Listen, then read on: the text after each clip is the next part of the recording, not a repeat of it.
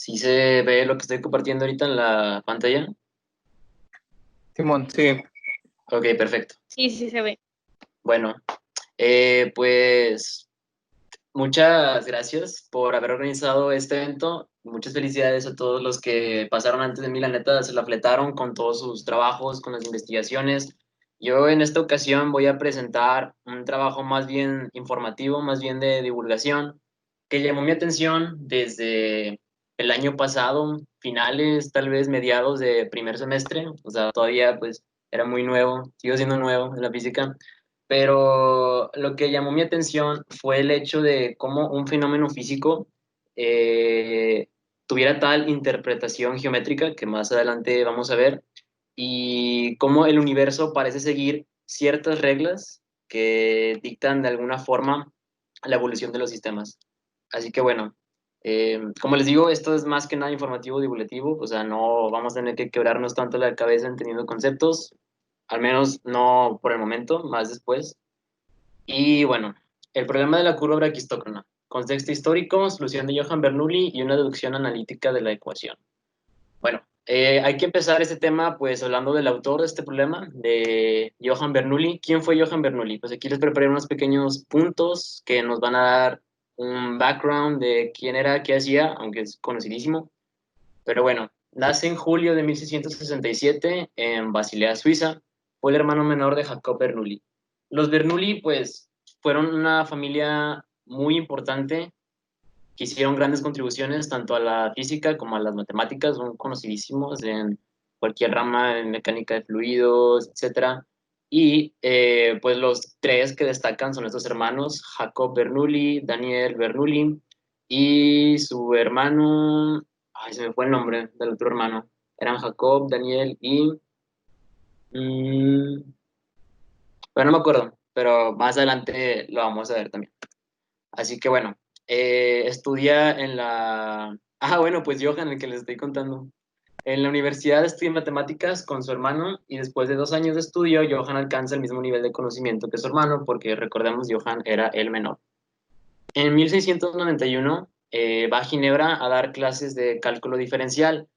En este entonces el cálculo diferencial, bueno, el cálculo infinitesimal estaba apenas siendo desarrollado.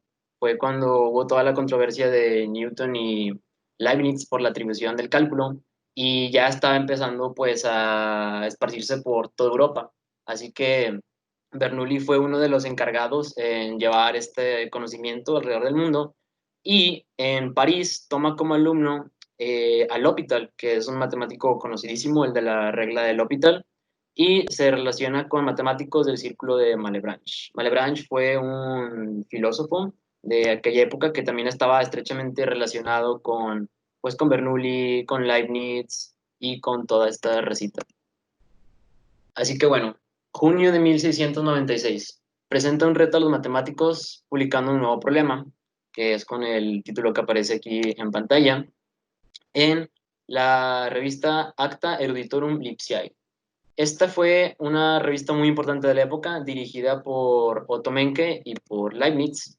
Otto Menke, quien fue filósofo y científico, fundador de la primera revista científica, Acta Eruditorum, y tenemos por otro lado a Leibniz, quien pues fue obviamente una persona muy, muy inteligente, con muchas cualidades. Se le considera el último genio universal por haber sido la persona quien dominara los conocimientos de casi que todas las ramas científicas que había en esa época.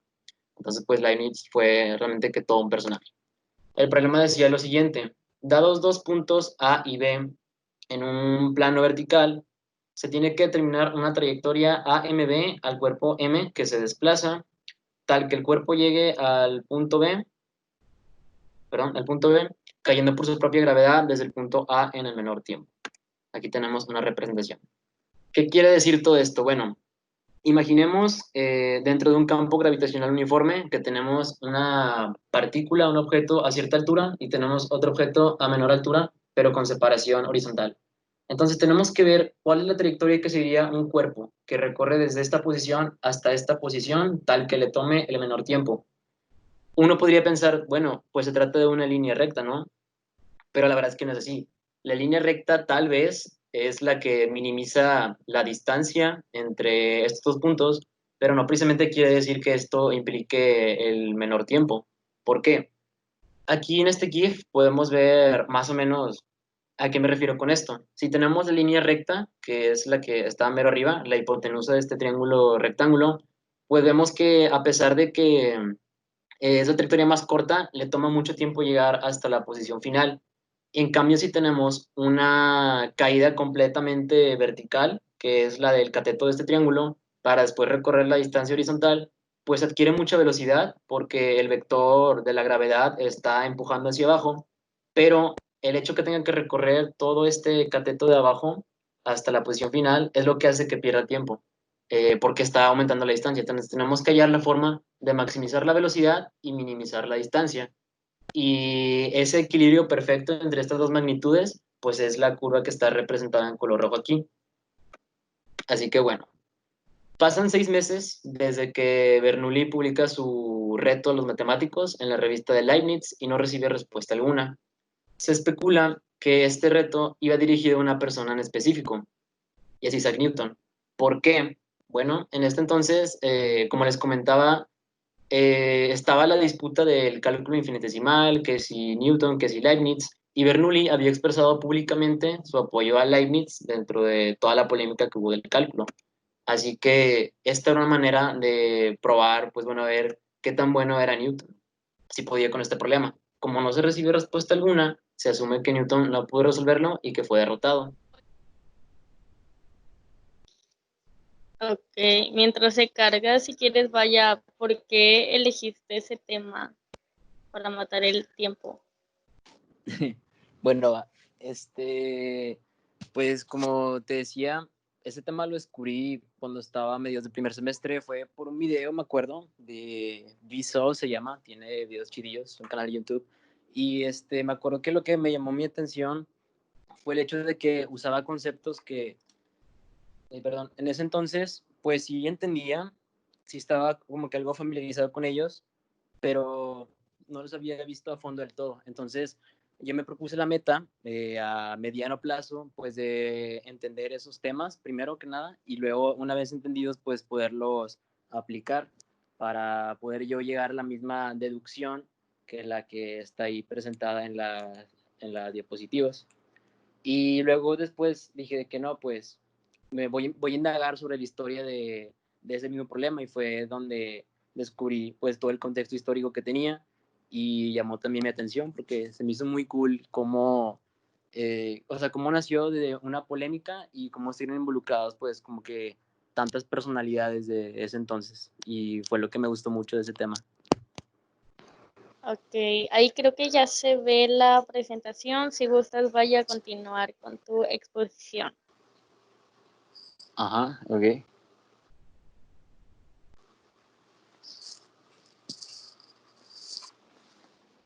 Ahí lo estoy viendo. Dime dónde te quedaste. ¿Cómo, perdón? ¿En qué diapositiva te quedaste tú? En la de... A ver, dale más adelante.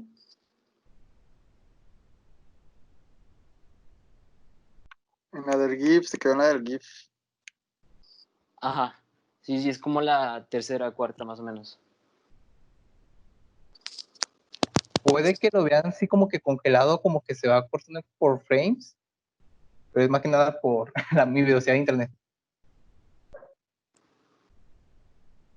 Ahí, en la del GIF. Bueno, ya. Hay una disculpa por los errores técnicos. Entonces, bueno, como les decía, pues la curva roja representa la ideal, la que optimiza tanto velocidad y que nos minimiza la distancia.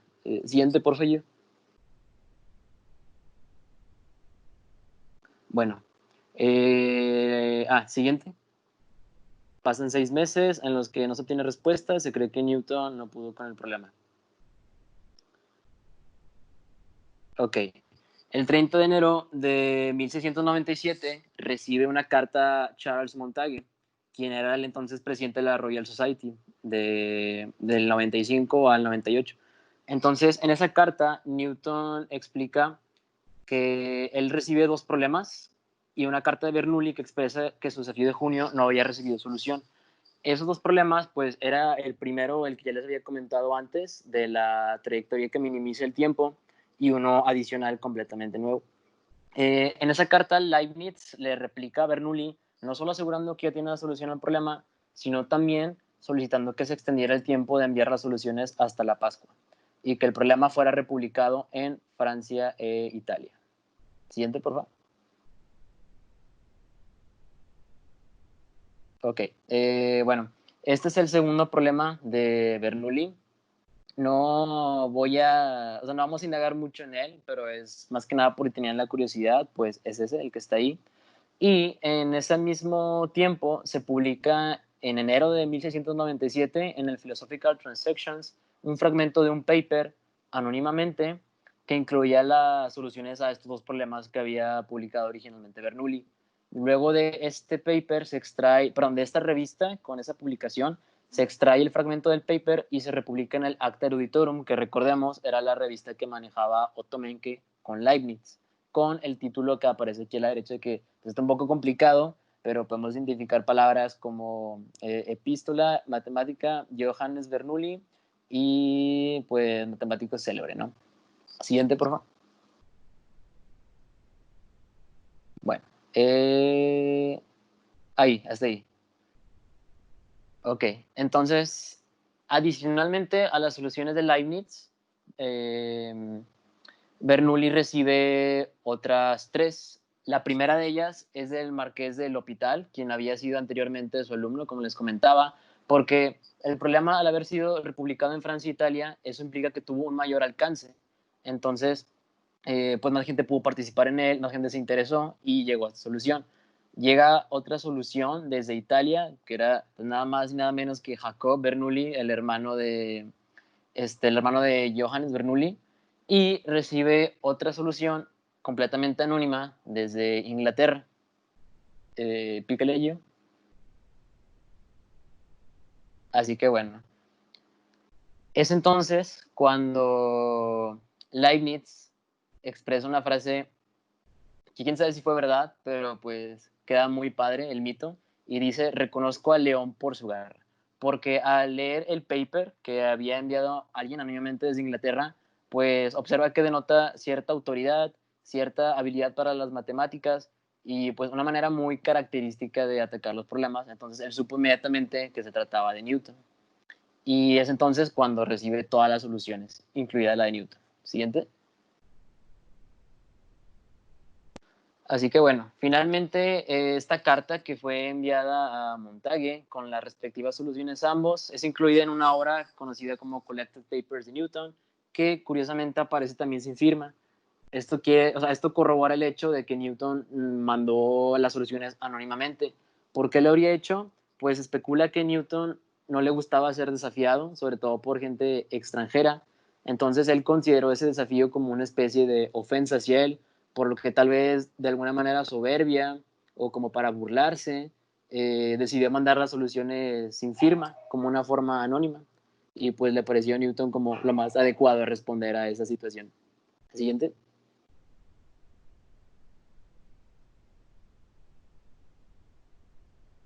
Ok, siguiente. Así que bueno, al final Leibniz presenta todas las soluciones. ¿Le puedes revisar atrás, por favor? Leibniz presenta todas las soluciones recibidas en ya la edición de mayo de la revista del Acta Eruditorum y agrega al final este comentario. Newton hubiera podido resolver este problema si tan solo se lo hubiera propuesto.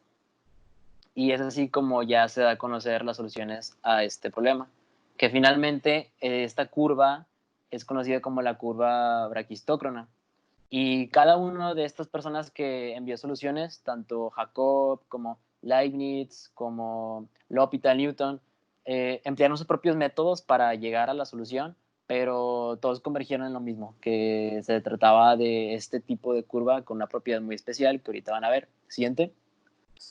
Así que de entre todas las soluciones, la del mismo autor, la de Bernoulli, fue la que más destacó por la interpretación geométrica que le dio y por una manera en la que él conectó unos conceptos que ya se tenían de física con este problema.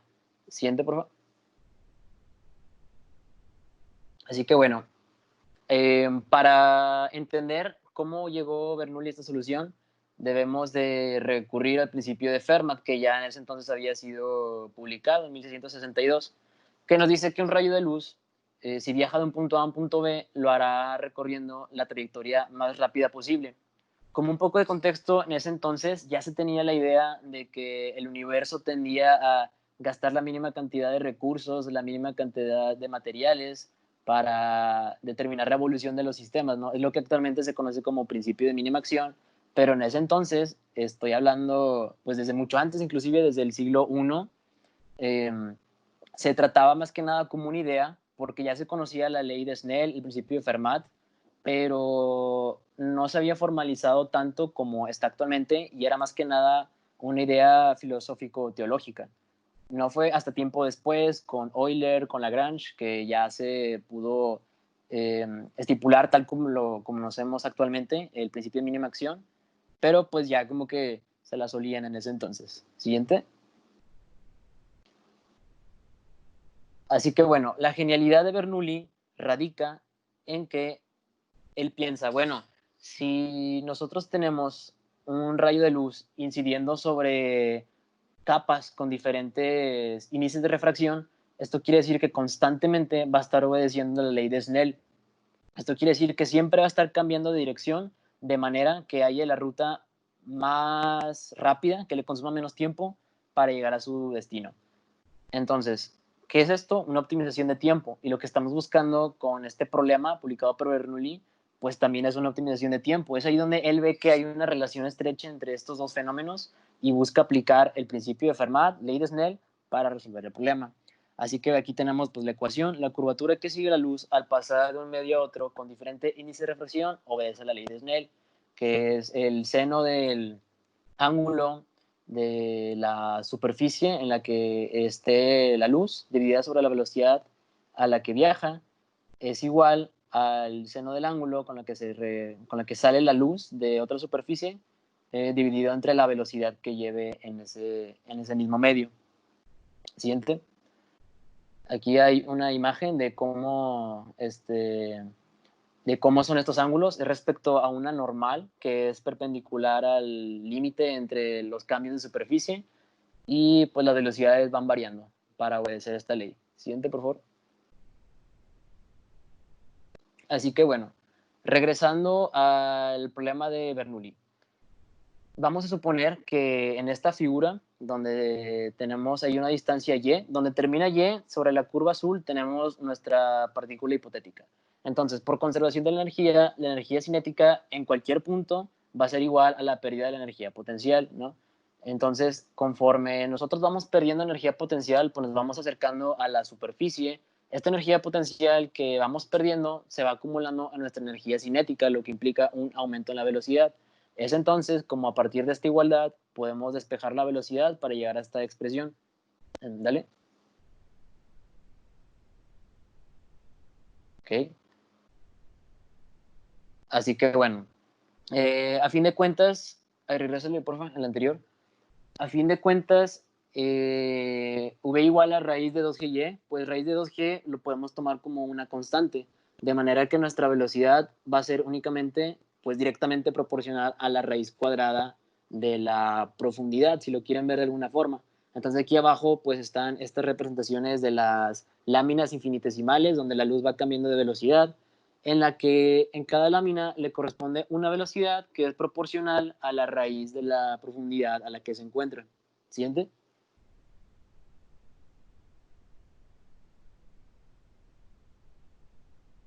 Así que bueno, ¿qué quiere decir esto? Que en cualquier punto de la trayectoria y por la ley de Snell, el seno del ángulo dividido entre la raíz de y, porque recordemos que esta es la proporción de la velocidad, es igual a una constante. Ahora, dale Gio. A lo que Bernoulli al ver esta expresión se da cuenta que tiene una forma muy peculiar y la reconoce como la ecuación diferencial de un cicloide. Entonces, a lo mejor tú te preguntas, ¿esto qué tiene que ver con un cicloide? O sea, no se parece nada a la ecuación de un cicloide. Y pues de simple vista no, pero trabajando un poco en la geometría de esta figura, pues realmente sí llegamos a una relación idéntica. Siguiente.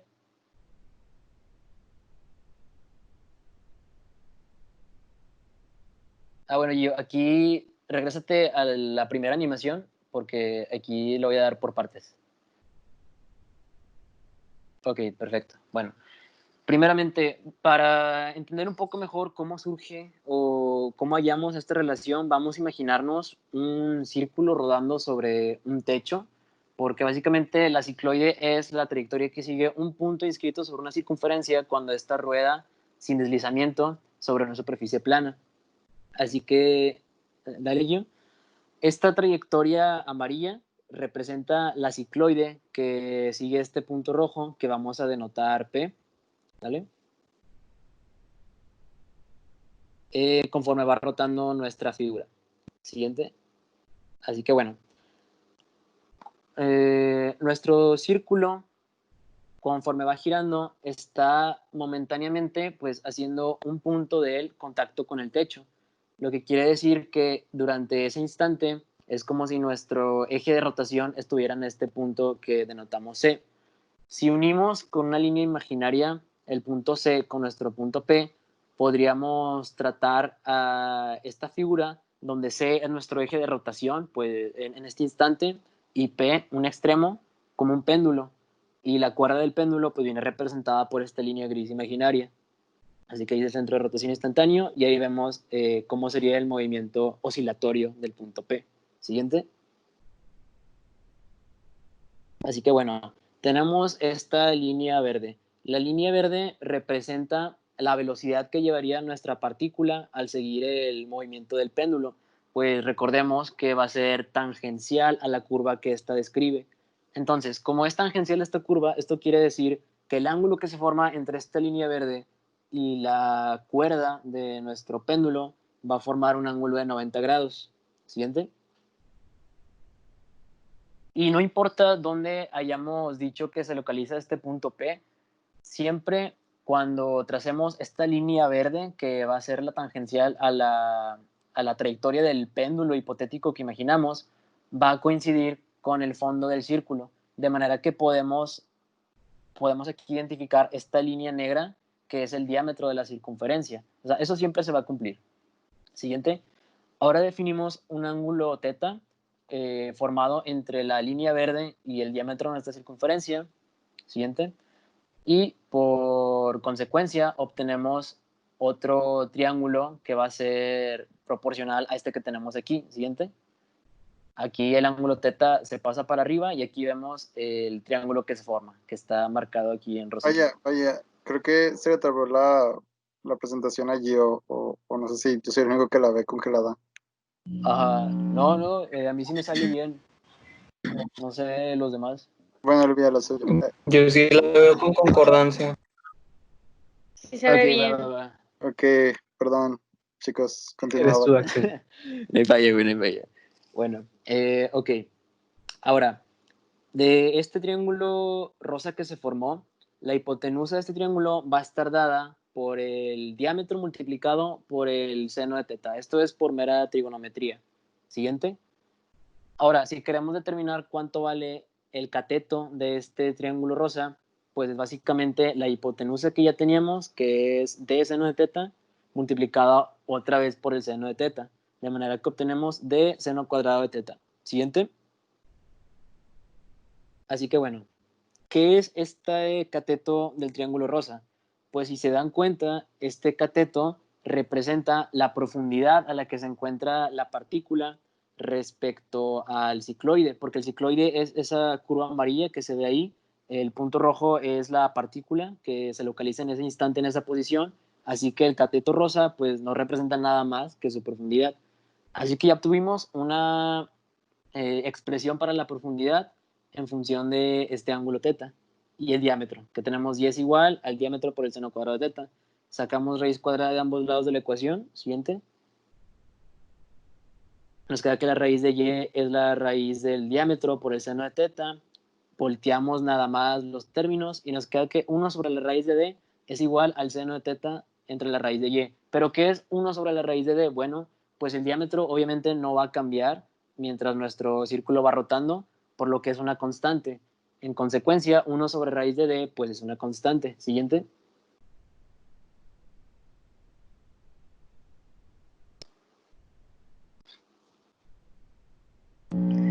Tengo una diferencia de tiempo, por si se les llega a ver diferente. Va, no hay fallo, güey. Muchas gracias, Gio, te quiero. Así que bueno, como les digo, 1 sobre raíz de d es una constante que es igual al seno de teta entre la raíz de y. Y si podemos observar, este seno de teta entre la raíz de y, pues es lo que habíamos visto anteriormente, lo que Bernoulli rápidamente identificó usando la ley de Snell como la ecuación diferencial de un cicloide. Así que vemos que efectivamente, a partir del movimiento de un cicloide, nosotros podemos llegar a esta igualdad de aquí, que el seno de teta dividido entre la raíz de la altura en la que se encuentra es igual a una constante. Y esta constante pues va a ser igual para cualquier punto donde se esté ubicando nuestra partícula. Siguiente. Y aquí ya nada más pues vemos un GIF en el que observamos, dadas diferentes funciones, una línea, parábola, un círculo, un cicloide, que la que siempre gana es el cicloide. Esto quiere decir que bajo un campo gravitacional uniforme, pues la geometría, la cicloide, es la que va a optimizar el tiempo, haciendo que nuestra partícula pues viaje más rápido, siguiendo esta trayectoria. Siguiente, por favor. Así que bueno, vimos ahora cuál fue el aporte de Bernoulli, cuál fue la genialidad de haber juntado todo lo que se tenía de conocimiento previo, principio de Fermat, ley de Snell, para la deducción de esto, pero hay algo incluso de mayor impacto que tuvo este problema de Bernoulli y que sirvió como un parteaguas para las matemáticas y da lugar a lo que conocemos hoy en día como el cálculo de variaciones. Siguiente. Así que primero, debemos de entender primero qué es el cálculo de variaciones. Problema matemático consistente en buscar máximos o mínimos, o más generalmente extremos relativos de funcionales denotados por I de F continuos definidos sobre algún espacio funcional. O sea, así a simple vista este concepto pues está un poco complicado. Probablemente mucha gente que está aquí aún no ha llevado cálculo de variaciones y a mí en lo personal me costó demasiado entenderlo. No conseguía asimilar las ideas de qué era todo esto, pero creo que hay una manera en la que más o menos podemos entender las ideas detrás de este problema matemático para familiarizarnos con las aplicaciones que tiene. Aquí nada más pongo brevemente unos conceptos de variaciones, que es la condición para una función estacionaria y que lleva a esta ecuación diferencial, que es la ecuación de Euler-Lagrange, una ecuación muy conocida y muy útil en la rama de la física, en la mecánica analítica, pues gracias al trabajo que desarrollaron Euler y posteriormente Lagrange, se consigue con esta ecuación diferencial describir los fenómenos de la física, porque se descubre ya cuando se formaliza ahora sí el principio de mínima acción, que el universo pues tiende a gastar, como les digo, la menor cantidad de recursos, de manera que siempre está obedeciendo máximos o mínimos. Un ejemplo es pues la braquistógono en sí. Otro ejemplo es que las burbujas, ¿por qué tienen esa forma? Pues bueno, porque es la geometría que con cierta cantidad de superficie envuelve la mayor cantidad de volumen. Entonces, Lagrange desarrolla una función que es el lagrangiano, que es la diferencia entre la cinética y la potencial. Y una vez obteniendo esa expresión, se le aplica esta ecuación de aquí, que es Euler-Lagrange, para determinar las ecuaciones del movimiento de un sistema. Siguiente.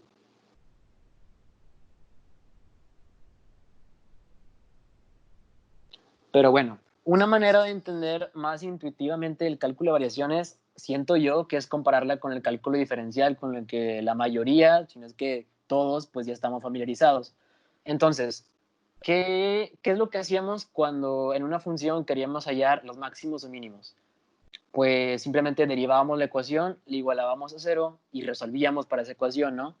Estos puntos que nosotros llamamos puntos críticos también se les conoce como puntos estacionarios, que es cuando pues la pendiente es igual a cero. Pero no quiero que se queden con esa idea de que pendiente igual a cero. Es mejor verlo como un punto de la función en el que pues está estático, que no está cambiando.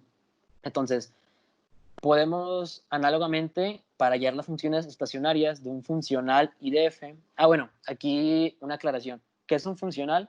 un funcional no es nada más que una función de funciones. Esto quiere decir, normalmente nosotros sabemos que las funciones toman como dominio un número y nos entregan otro número. Bueno, un funcional tiene como dominio funciones y nos regresa otro número. Así que bueno, para hallar las funciones estacionarias de un funcional es necesario resolver una ecuación diferencial para la función estacionaria f de x. Así que lo que en cálculo diferencial conocemos como puntos estacionarios o puntos críticos, en cálculo de variaciones es conocido como funciones estacionarias. Aquí no buscamos valores de x que nos hagan estacionaria la función, sino que buscamos funciones que nos hagan estacionarios el funcional.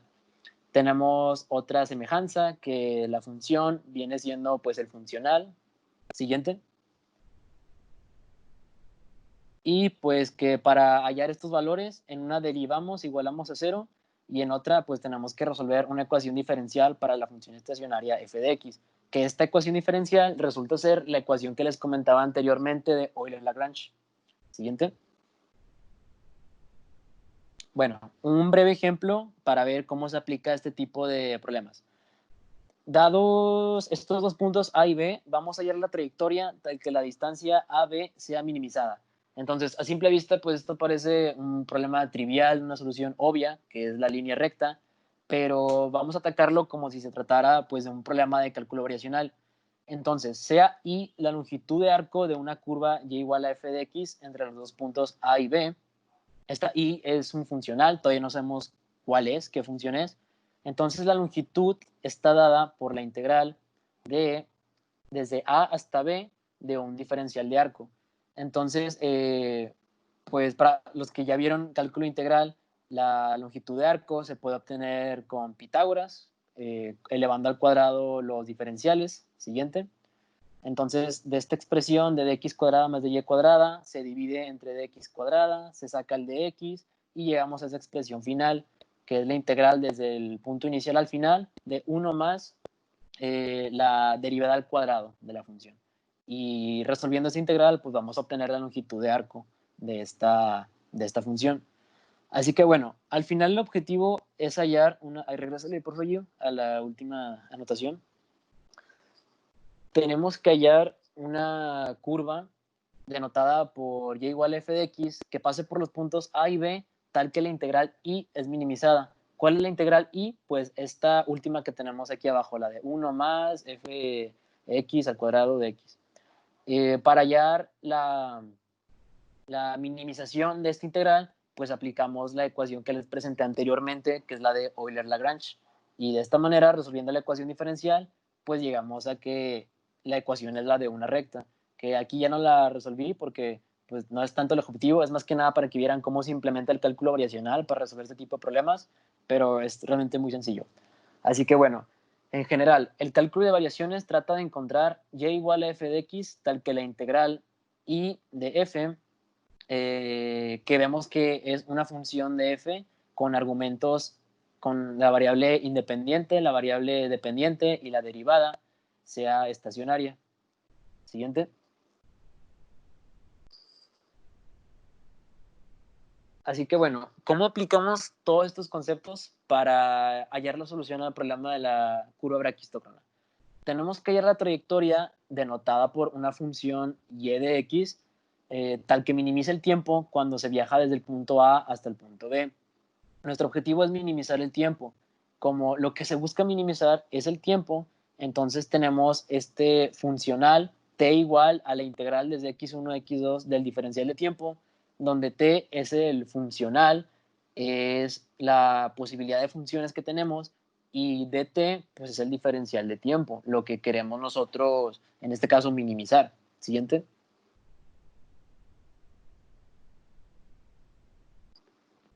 Así que bueno, nosotros podemos definir el diferencial de tiempo como el desplazamiento entre la velocidad. O sea, eso es la definición de tiempo, ¿no? El desplazamiento entre la velocidad. Pero pues aquí en términos de cálculo, como lo estamos manejando, es diferencial de tiempo es igual al diferencial de arco de la curva dividido entre una función de la velocidad que dependa de x y de y. ¿Por qué es importante que dependa de la posición XY? Porque, bueno, conforme nuestra partícula va avanzando por la curva, su velocidad va cambiando en función de la posición en la que se encuentra. Y aquí lo podemos ver en este GIF con las flechitas representando los vectores velocidad de las partículas. Entonces, sí es importante saber que nuestra velocidad va a depender estrictamente de dónde está localizada, en qué instante nuestra partícula. Aquí tenemos lo que ya les había presentado anteriormente, la expresión para el diferencial de arco. Dale, Gio. Y aquí va a aparecer abajo una expresión para nosotros poder hallar esta función de la velocidad y poder utilizarla en la resolución del problema. Así que bueno, tenemos que en cualquier punto se está conservando la energía. Es decir, que la energía mecánica es una constante de la energía cinética más de la energía potencial. Vamos a tomar como punto de partida cuando la partícula está mero arriba, es decir, que toda su energía mecánica es potencial, no hay cinética, y como punto final, un punto arbitrario Y, donde tiene energía cinética dada por un medio de la masa por la velocidad al cuadrado y energía potencial dada por la masa, por la gravedad, por la altura, o en este caso profundidad. Se cancelan las masas y despejando para la velocidad hallamos una expresión que nos relaciona la velocidad en función de la diferencia de alturas. Siguiente.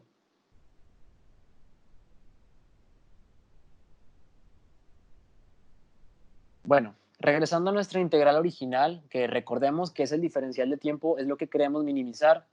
Vamos a expresar el diferencial de tiempo como el desplazamiento sobre la velocidad, y como ya nosotros conocemos expresiones tanto como para el desplazamiento como para la velocidad, simplemente hacemos las sustituciones que ya habíamos visto para que nos quede esta integral de aquí. La integral desde x1 hasta x2 de 1 más y' al cuadrado sobre raíz de 2g por la diferencia de alturas. Así que bueno, como buscamos hallar la función que hace t estacionaria, aplicaríamos la ecuación de Euler-Lagrange, como les comenté anteriormente, que es la que se aplica para hallar los puntos máximos o mínimos de un funcional. Siguiente. Pero bueno, tenemos aquí la ecuación de Euler-Lagrange, donde f es una función de f, x y y'. Pero hay un problema, y es que nosotros podemos aplicar Euler-Lagrange cuando nuestra función, la que estamos integrando, depende de x, de la variable independiente. Y si se dan cuenta, en la integral que tenemos arriba, pues no aparece la x. Entonces, ¿qué significa? ¿Que no se puede resolver? Pues no, porque resulta que de Euler-Lagrange se deriva una identidad conocida como la identidad de Beltrami, que se aplica cuando nuestra función no depende directamente de x, que es esta expresión de aquí. Obviamente todo esto tiene cierto procedimiento para llegar a obtener estas ecuaciones, pero como ya son procedimientos muy largos, pues es mejor no incluirlos. Igualmente, luego les puedo recomendar dónde vea ese tipo de deducciones, donde yo las vi y me sirvió bastante para entender mejor. Pero ahorita nada más necesito que se queden con que esta ecuación diferencial de aquí abajo es la que nos va a ayudar a resolver el problema. Siguiente. Así que bueno, tenemos ya la expresión, la ecuación diferencial, en la que vamos a sustituir el integrando que teníamos previamente para llegar a una nueva expresión. Así que bueno, haciendo las sustituciones y un poco de álgebra, llegamos a esta ecuación final, donde tenemos que 1 sobre c cuadrada por 2g es igual a la diferencia de alturas por 1 más y' al cuadrado. Notamos que el lado izquierdo de la ecuación, 1 sobre c cuadrada 2g, pues es realmente una constante, así que vamos a denotarla por c de 1, pero realmente no importa porque es una constante. Siguiente.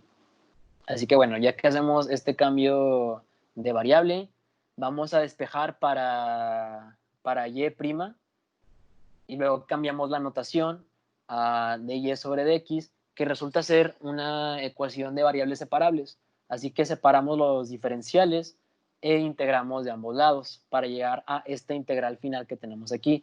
X igual a la integral de la raíz de h menos y sobre la integral de C1 menos la diferencia de alturas. Bueno, siguiente. Para resolver esta integral, y este es un paso muy importante y es el paso que le da la forma a la ecuación que estamos buscando, notamos que es fácil atacarla con sustitución trigonométrica.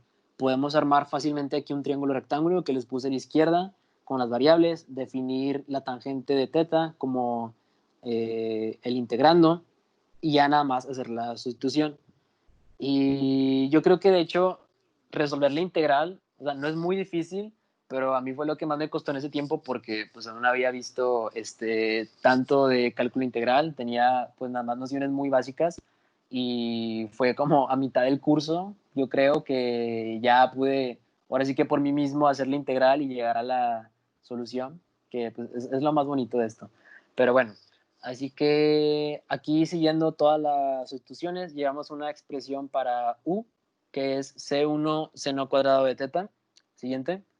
Pero necesitamos también una expresión para el diferencial de u. Así que ya nada más derivamos de ambos lados y llegamos a esta expresión final para el de u. Siguiente. Así que bueno, ya teniendo todos los ingredientes para poder hacer nuestra sustitución en la integral, pues lo metemos todo y ya nos queda todo dependiendo de teta, de un ángulo teta. Así que ya nada más es ir trabajando el álgebra, ir haciendo las integraciones, aplicar ciertas identidades trigonométricas y llegamos a esta última ecuación que aparece aquí mero abajo. Menos C1 por teta menos 1/2 de seno de 2 teta más K. Ok. Y esta ecuación de aquí, pues es la solución que buscamos para x. X es igual a menos C1 entre 2 por 2 teta menos n de 2 teta más k. Ahora, ya que tenemos una expresión para x, vamos a buscar una expresión para y. Siguiente. Así que bueno, como habíamos definido anteriormente u como h menos y, simplemente de aquí despejamos y y sustituimos la u que ya habíamos obtenido también previamente, que era el c1 seno cuadrado de teta, y llegamos a esta expresión para y, que es h menos c1 entre 2 por 1 menos coseno de 2 teta. Ahora, no está completo el problema porque recordemos que en x nos quedó una constante k, pero nosotros podemos determinar qué valor tiene esa constante aplicando las condiciones de frontera. Por eso es muy importante definir bien el problema al inicio para saber cómo vamos a tomar nuestras condiciones de frontera. Así que bueno, recordando cómo lo teníamos establecido al principio, dijimos que cuando la altura en y es h, o sea, cuando está menos arriba, pues no hay desplazamiento en x porque es la posición inicial. Y este valor de x igual a 0 corresponde al parámetro teta igual a 0. Y esto lo pueden comprobar fácilmente en la ecuación de y. Si sustituyen teta igual a 0, van a llegar que y es igual a h, por lo que esta afirmación de aquí es cierta. Siguiente. Así que en la ecuación de x ya nada más es sustituir el ángulo teta igual a 0 y vamos a determinar por esta condición que la constante k pues debe valer también 0. Siguiente. Al final llegamos a estas dos ecuaciones de aquí. X igual a menos 1 entre 2, 2 teta menos n de 2 teta, y igual a h menos 1 entre 2, 1 menos coseno de 2 teta. Hacemos una última sustitución. Vamos a decir que el menos 1 entre 2 sea igual a r y que 2 teta sea igual a un ángulo alfa. Siguiente. Y estas sustituciones, estos cambios de variable tienen un propósito. Y es que le dimos la ecuación que estamos buscando, la ecuación de un cicloide. Esta ecuación de aquí es la ecuación paramétrica de un cicloide, donde R pues, representa el radio del círculo que está rotando y el ángulo alfa pues, representa la posición conforme va variando una partícula en un punto arbitrario sobre la circunferencia que está girando. Siguiente. Así que bueno, ya esto es nada más una demostración de cómo es la curva braquistócrona en la vida real, que vemos que realmente sí es la opción más rápida. Y bueno, aquí quiero concluir con todo esto. Lo que me pareció muy interesante también, y esto me di cuenta conforme estuve investigando y tratando de resolver las ecuaciones, es que, por ejemplo, en el caso de Bernoulli, importa mucho la creatividad que él tuvo y que su genialidad radica en cómo pudo agarrar este concepto de la ley de Snell, del principio de Fermat, para dar con la solución del problema. Y en ese entonces era muy dado pues, que los científicos se comparaban entre ellos y que trataban de ver quién es mejor que quién. Eso es normal, todavía pasa, pero en ese entonces al quien se tenía pues como que en un lugar muy alto pues era Newton. Y Bernoulli sentía que pues con esto había dado como que un paso más hacia adelante, y él se sentía probablemente al mismo nivel que Newton. Y es que realmente sí lo estaba, porque si nos ponemos a pensar en la trascendencia que tuvo este problema, pues para empezar dio inicio al cálculo de variaciones con el que Euler estuvo trabajando. Con este problema Euler pudo llegar a la ecuación de Euler-Lagrange, con la que posteriormente Lagrange la trabajó para llegar a los fundamentos de la mecánica analítica que conocemos hoy en día, y que a fin de cuentas es una alternativa a las leyes de Newton, con conceptos o sea, a mí se me hacen muy bonitos, como la conservación de la energía, el principio de mínima acción. Nos permite dar una descripción de los sistemas físicos como si estuviéramos utilizando las leyes de Newton. Así que es como que se haya creado una alternativa a Newton a partir de todo esto que pensó Bernoulli. Así que Bernoulli, sin saberlo, pues dio con un trabajo equiparable a el trabajo más emblemático tal vez de Newton, uno de los más emblemáticos, que son las 3 leyes del movimiento, y es a mí lo que me parece muy interesante.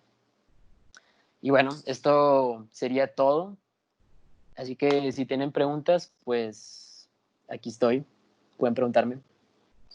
Güey, yo no entiendo por qué no me haces un hijo, güey. ¿Qué hago, Luis? Te cuídame. No, güey, la neta, pues, muy chida, güey, tu presentación. Llegué un poquito tarde, pero Ajá. chingona tu explicación, güey, neta. Más claro que muchos profes, güey, la explicaste. Pero, güey, muchas gracias, neta, qué bonito es escuchar eso. Deberías dar clases, vaya. Ahí en Pusefom. Nada, igual y sí me fleto. Te quedó muy bonito, Brusito. Felicidades. Me gustó mucho tu presentación. TQM. Sí, gracias, chicos. Son un chingo de conceptos los que pusiste. Pero Sí, chingos, güey. pero cada uno en su punto. El único que sí te pudo haber fallado un poquito fue el funcional, pero pues ese es porque pues sí está complicadito a veces de visualizarlo más o menos cómo es ese rollo. Sí. De hecho, o sea, pues como te digo, fue lo que más trabajo me costó entender. O sea, en verdad, güey, que estuve meses tratando de ver cómo era esto de los funcionales, cómo se deducían.